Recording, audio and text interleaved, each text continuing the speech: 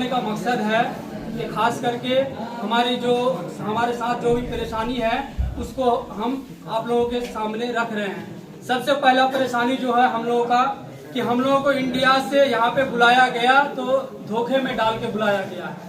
और वो क्या चीज़ है तो आप लोग सुन लीजिए। सबसे पहला चीज़ कि हम लोगों को इस कंपनी के बारे में नहीं बताया गया कि इस कंपनी का रूल क्या है, रेगुलेशंस क्या है। यहाँ पे आने के बाद हम सबों को इस बात का पता चला है कि आखिर इस कंपनी का रूल्स क्या है।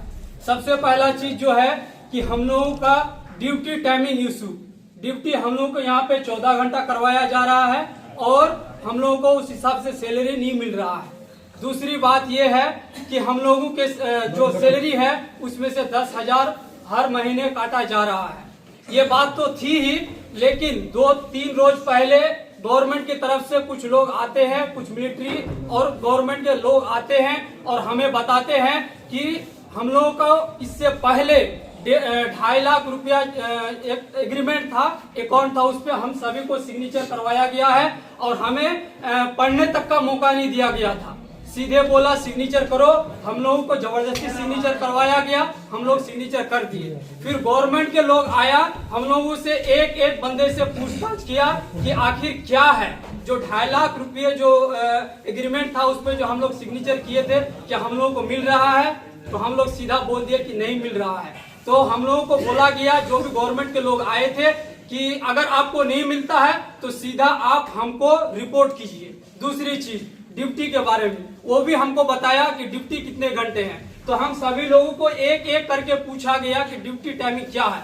तो हम लोग बताए कि ड्यूटी टाइमिंग हम लोगों का है 14 घंटा। ये भी रशिया में इलीगल है, लीगल नहीं है, वो हमको बताया। दूसरी बात और है कि जो सैलरी में से हम लोग को 10,000 रुपया हर महीने काटा जा रहा है, ये भी हम उनको बताए। ये भी वो बताया कि ये चीजें गलत है। अगर आप लोगों के साथ ये चीजें दोबारा हो रही है तो आप हमको रिपोर्ट कीजिए, हम आप लोगों के साथ हैं।